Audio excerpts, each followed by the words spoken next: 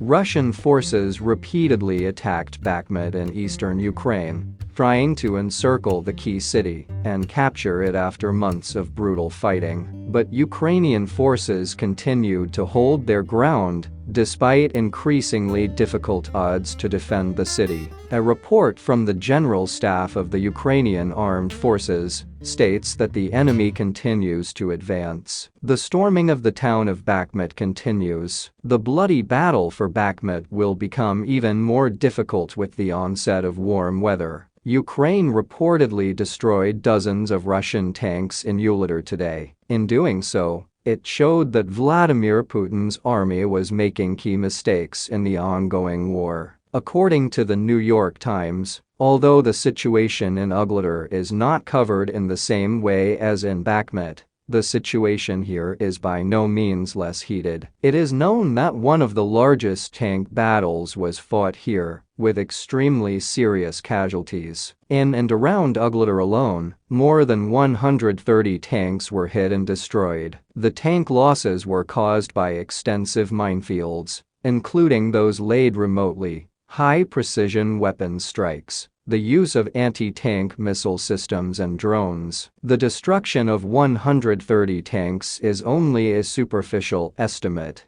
as it does not take into account the losses of other military equipment, including infantry fighting vehicles, armored personnel carriers, army trucks and so on. The situation in Vuhledar remains extremely difficult, as the enemy continues to storm the city, with Russian military strikes effectively demolishing key positions of the Ukrainian armed forces on the approaches to Vuhledar, with numerous artillery and tank strikes. Over the past 24 hours, the Ukrainian defenders repelled more than 170 enemy attacks from 6 directions, including Bakhmut, where the enemy had concentrated its main efforts and was conducting active offensive operations. The General Staff of the Armed Forces of Ukraine reported in its daily report that Russian troops lost 765 soldiers in the past 24 hours. Thus, in 372 days of war,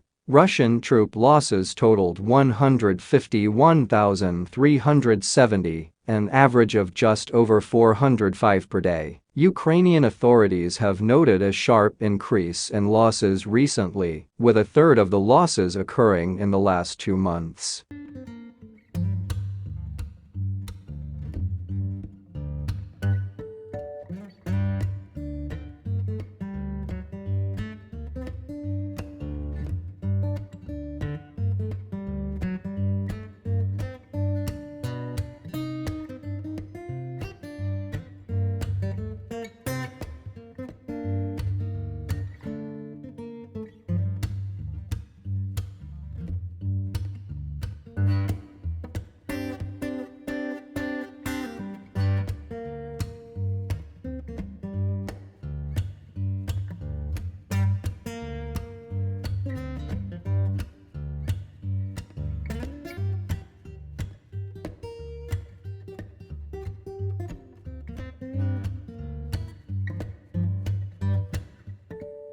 Meanwhile, the battles for Vuhledar and Bakhmut show that the Russians are pressing the AFU with endless infantry because they have a lot of manpower. This was reported by Ukrinform. The battles for Vuhledar and Bakhmut show that the Russians are shifting their focus from large armored fists to endless waves of infantry. Experts believe that Ukrainian troops will have to grind everything down to ensure success, which is actually an extremely difficult task. Commenting on the situation on the southern front, Ukrainian military expert Pert Chernik noted that reaching the Crimean Isthmus would be a very successful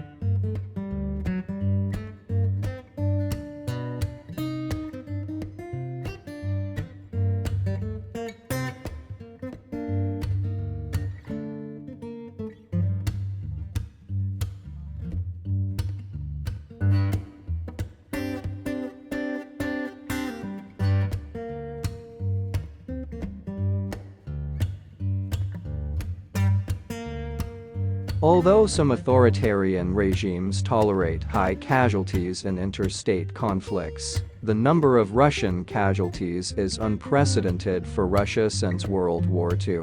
According to British defense officials, the number of Russian casualties has increased since Putin's September 2022 partial mobilization. Ukraine has also suffered heavy losses, with a Ukrainian official citing a figure of 13,000 as of December 2022. Let's support the Ukrainian defenders with the likes who bravely fight for them country and freedom. Subscribe to the channel to keep the news short. Thanks for watching.